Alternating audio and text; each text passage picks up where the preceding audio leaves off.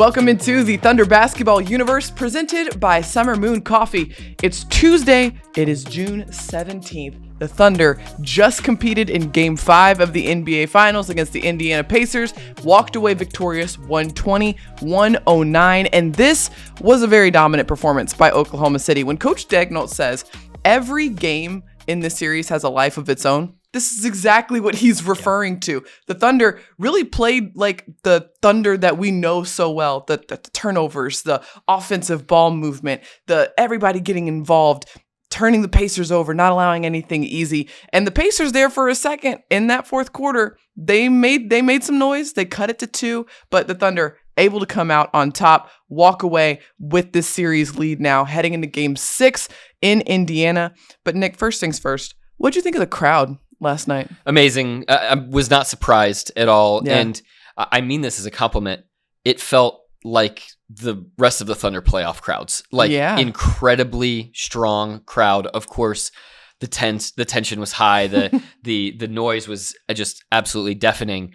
But I think that this has been a product that has been a part of this series that this fan group has brought every single night. 18,000 people have been so strong. Of course, they have a symbiotic relationship with the team. There's an ecosystem that's created in the building that understands what the team needs and when they need it and how they can impact winning. And it's really beautiful to see. That place was rocking yesterday. I think it got to a decibel that we hadn't quite heard yet in this postseason. So they had a lot to cheer for because the Thunder, they were rocking and rolling. And so let's go ahead and get into our Summer Moon stat of the week here, Nick, because from this game, there were a lot of stats you could choose. What'd you go with? I went 18-4 is the stat that I'm going with. I think this is the run the Thunder finished the game on. Yeah, basically just okay. About. Didn't go to the end of the game, but after Indiana cut it to 95-93, about midway through that fourth quarter, OKC rips off an 18-4 run. That's right. To get this game back in control completely, and maybe with a minute or so left, minute and a half left, Rick Carlisle pulls his main guys, and from there it's basically over. And what I loved about that stretch was it started with Cason Wallace. Yep. Big offensive rebound that he gets. Huge. That leads to a J-Dub 3, and then he gets this pick 6, steal and dunk. And then from there, it's, Lou Dort rainbows in a 3, and then it's Shai and J-Dub and Shai and J-Dub and another 3 from Dort. And it's all the, hustle plays from Alex Caruso diving on the floor. I mean, all sorts of stuff that has just been hallmark Thunder basketball. That was the point in the game where I think my ears really started ringing because it was the consecutive steals by Oklahoma City. I think there was a stretch there where they forced 4 straight turnovers by Indiana, and it wasn't the buckets on the other side. It was when these guys got these steals, got these turnovers, the crowd absolutely lost their minds. And you could start to see the relationship between these two of just like, we appreciate the hustle and we appreciate the effort and you're bringing all the energy. And so it was really cool to see that reaction from the crowd. But guys like Cason Wallace, to your point, I mean, he had 3 steals in the first half of this game. And so carrying that over into the second half when the Thunder really needed it, Alex Caruso had a diving on the floor at half court, poked away the ball and said, no, that's my basketball, dove to make sure that he had possession of that ball, and it led to a look on the other end of the floor. Yeah, that was with 5:39 to go, and that was one of those crowd pops that you were talking about that just was absolutely electric. And, so for the Thunder to be able to get a role player, a second-year guy, to be an initial catalyst, I talked to Cason after the game about that sequence, and he said, look, I'm just trying to make a play. Somebody had to do it. Obviously, the Thunder's backs were starting to get up against the wall after what Indiana had done in terms of that comeback. And so for OKC, it was just a matter of being able to go out and just make enough plays. And the Thunder had paced itself to be able to have the juice that it needed down the stretch. Lou Dort made one of those 3s that were part of that run, and we had him on the Thunder playoff post-game show with myself and Royce Young, and we asked him, the Pacers cut it to 2.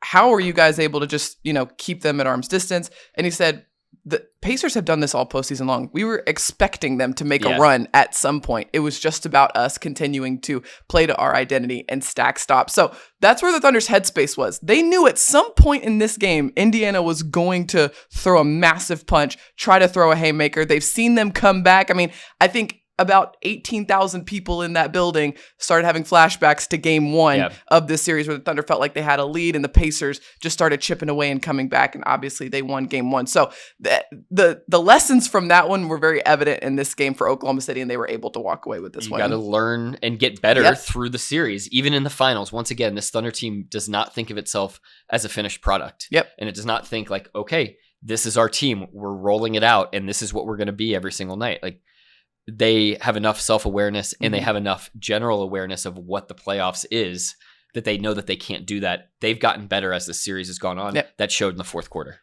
Ready for my stat? Absolutely. 32. That's the points off turnovers that the Thunder had. And it was a great, beautiful number. It was such a good number.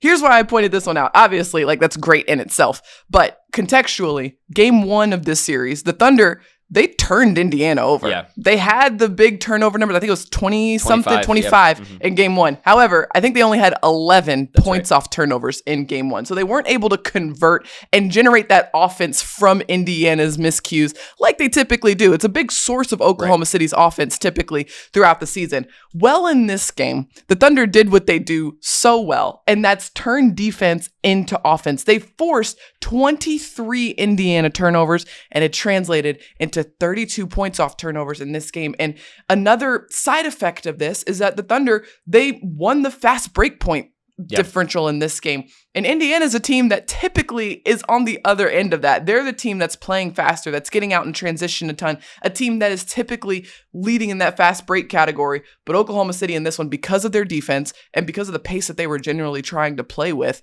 it led to really great transition looks that they were able to convert on. Yeah, and the Thunder did an excellent job in the fourth quarter with those points off turnovers as well. They had 19 points off turnovers through 3 quarters. Off of 15 Indiana turnovers. So that's just a little bit more than a point per turnover. It's pretty good. It's pretty good.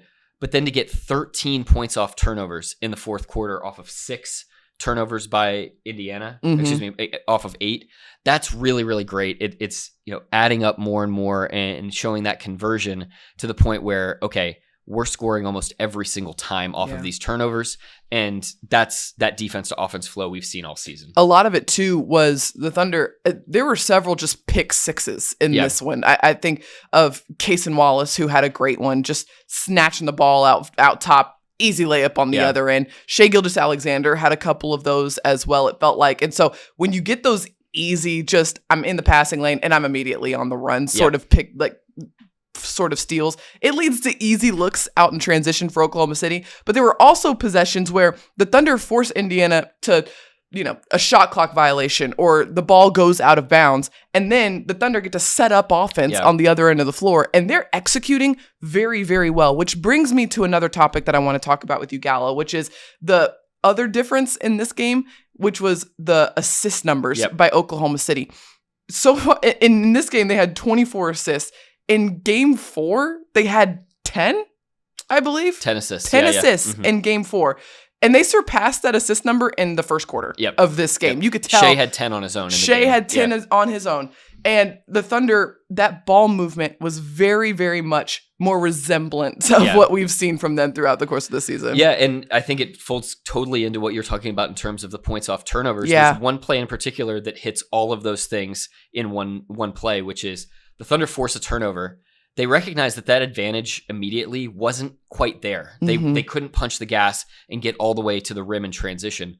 But they used that sort of pressure that Indiana was rushing back into defense on, and they leveraged it against them. Got the ball to Isaiah Hartenstein, and Hartenstein dropped off a bounce pass on a backdoor cut from J-Dub. We kind of call that the secondary break. The opposing defense isn't really set up in their 5-man defensive shell, but they are back with all 5. And so there's this little window of opportunity where there's a soft spot defensively. And that's kind of called the secondary break, where you can play off of instinct, you can play off of feel, you can play in somewhat of a broken floor situation, even though it's 5-on-5. The Thunder did an excellent job of that. And Hartenstein got a bunch of assists that way. He had 4 in the game. He did. Mm-hmm. And a few of them came in that way on those backdoor bounce passes and cuts. And a couple of things about the assists too. Several of them were just simply lobs. It's a great, easy way to get it because to get an assist, the guy has to make the shot, right? So if you lob it up to a guy where all he has to do is put the ball through the rim, you're going to get an easy assist there. And the Thunder, Isaiah Hartenstein was a recipient of that on the Thunder's first possession of offense. A great sign, great start to the game for Oklahoma City. The lob, I believe, from J-Dub on a pick and roll up to Isaiah Hartenstein, he dunks it. And then J-Dub, similarly throughout the game, was a recipient of several of those as well. And I think Hartenstein threw one to him as well. It's just those easy quality looks. The Thunder winning that vertical battle against the Pacers. Great way to just break down that defense and open up some good opportunities. Yeah, and J-Dub lived at the rim, and we need to talk about him. He goes for 40 points. Love it. One of the youngest players ever to have 40 in an NBA Finals game, and to do it in a Game 5, a critical one when the series is tied 2-2.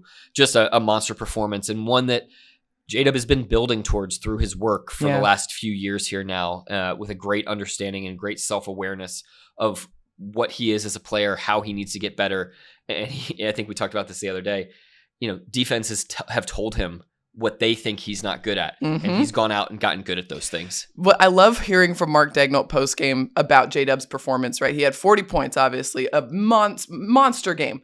Well, what we see, the product of what we're seeing right now started at the beginning of this season when the coaching staff and J-Dub, they got together. They're like, we're going to focus on you playing with more force offensively, getting downhill, finishing through contact, all of those things.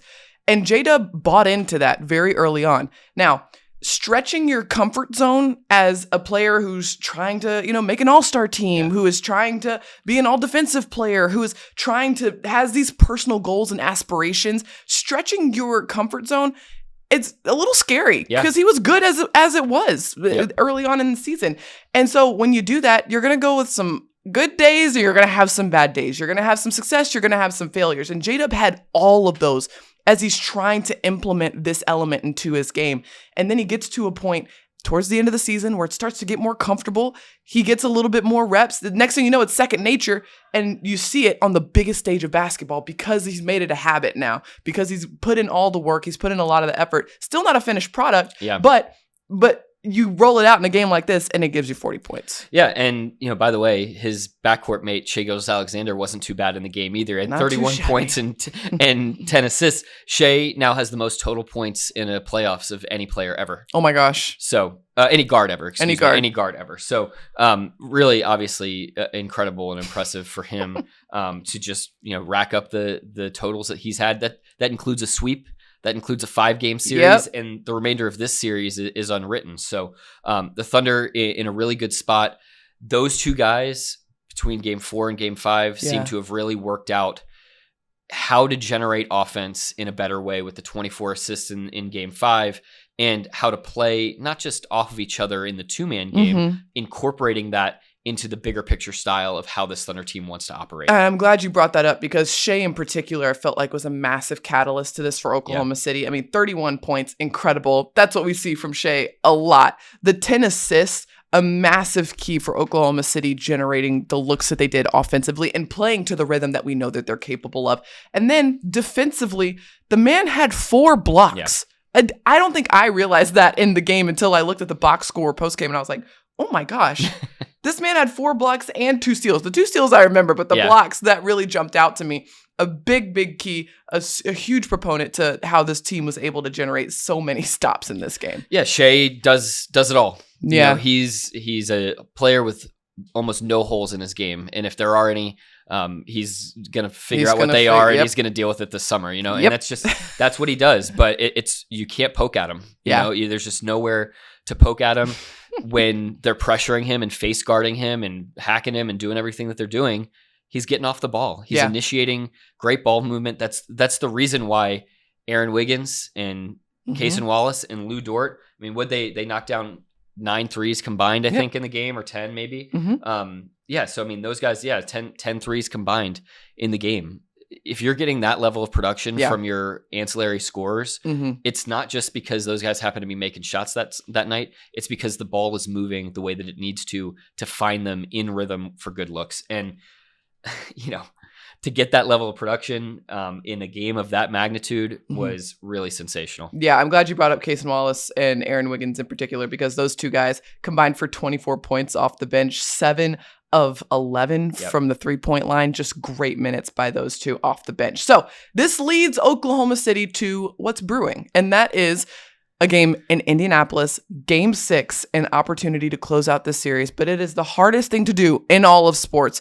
close out a series on the road. And so for Oklahoma City, that game's going to be on Thursday, and that's at 7:30 in Indy. So Nick, as you look ahead to this, I imagine the Thunder look at this game and they see a lot of things that they want to take with them into that Game 6. But what are the things that are top of mind for them, maybe for Coach Dagnall, the things that they want to maybe repair or maybe plug up heading into that game? We'll definitely still want to look at the way that they're converting off of stops as opposed to some of the turnovers, the live ball turnovers in the middle of the floor in transition. Indiana has been one of the best transition defensive teams in the league all season. The Thunder pierced that quite a bit in Game 5, but there were still, to Mark Dagnall's opinion, too many miscues in the middle of the floor that could have just been solid possessions to win that possession battle. And then, of course, top of mind, as always, is defense. I mean, we saw those stretches from TJ McConnell where Indiana's offense got going. Indiana scored over 60 points in the second half.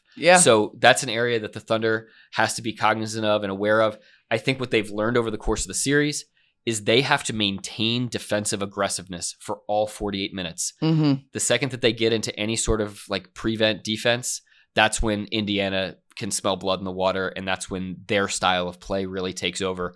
What we saw in the fourth quarter of last game, where Lou Dort and Cason Wallace and Alex Caruso and Shai Gilgeous-Alexander and Chet Holmgren, they're way up above the 3-point line. They are pressuring. They're using midcourt and the sideline as extra defenders. That is when Indiana has had some real troubles. And you have to expect, too, that Indiana is going to come out. I mean, their back's against the wall. They're in their home arena, so they're going to be playing with a lot more energy. Their role players probably going to be playing a lot better, and they're probably going to come out a really aggressive team. And so for Oklahoma City, my favorite part of postgame, hearing from Shai Gilgeous-Alexander, hearing from Jalen Williams, hearing from Mark Dagnall, none of these players, none of the coaches are taking any victory laps. No. That was a big time Game 5. That was a massive win, and the Thunder definitely needed it, but they recognize the job's not done, and they seem as locked in as ever, especially in that postgame. I mean, J-Dub had every reason to celebrate, right? The man had 40 points in the NBA Finals. He's getting asked questions about it left and right, and he said, "We won," and that was the most important thing, and the job's not done. And the Thunder now have an opportunity to close out the series in Game 6. That is going to be on Thursday in Indy. Me and Nick, we will be there. We'll be there covering everything,